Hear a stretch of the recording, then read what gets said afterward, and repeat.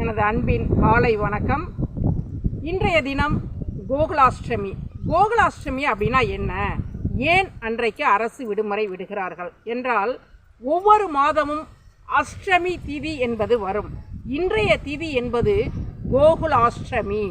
அதாவது கோகுலாஷ்டமி அப்படின்னா கண்ணன் பிறந்த தினம்தான் கோகுலாஷ்டமி என்பது.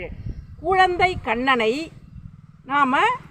நம் இல்லத்திற்கு அழைத்து அவர் அருந்தக்கூடிய, அவர் சாப்பிடக்கூடிய நைவேத்தியங்களை பண்ணி கண்ணனை வழிபடும் தினம்தான் கோகுலாஷ்டமி என்பது.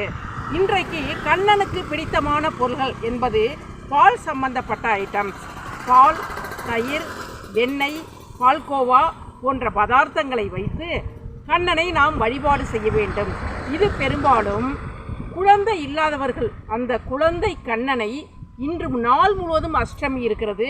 இன்றைய நாள் முழுவதும் குழந்தை கண்ணனுக்காக விரதம் இருந்து கண்ணனை வீட்டிற்குள் அழைக்கும் பொழுது நமக்கு விரைவில் குழந்தை பாக்கியம் கிடைக்கும்.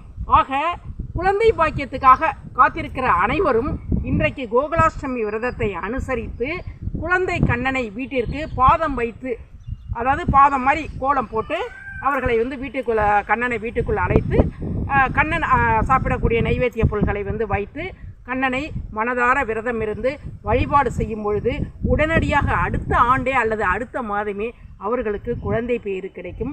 இதுதான் கோகுலாஷ்டமி. கோகுலாஷ்டமி என்பது கண்ணன் பிறந்த தினம்.